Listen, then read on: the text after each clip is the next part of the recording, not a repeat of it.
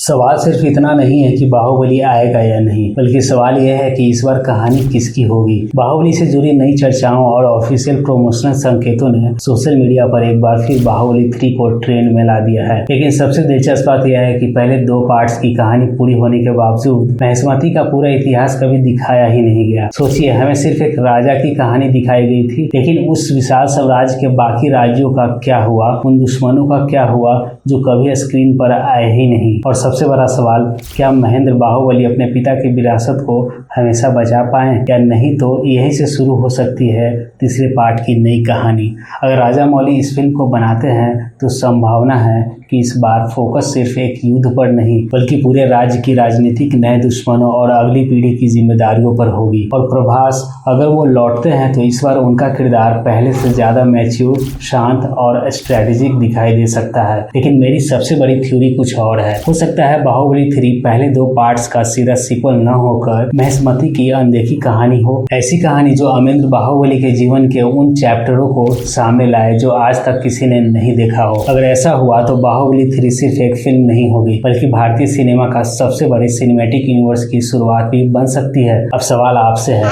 क्या आपको लगता है कि राजा मौली के पास अभी भी महिष्मती का कोई सबसे बड़ा राज छिपा हुआ है? सर्च करने का कोई फायदा नहीं, क्योंकि इनका राज छिपा ही रह जाता है जब तक वह न चाहें। तो कमेंट में अपनी थ्योरी जरूर बताइएगा।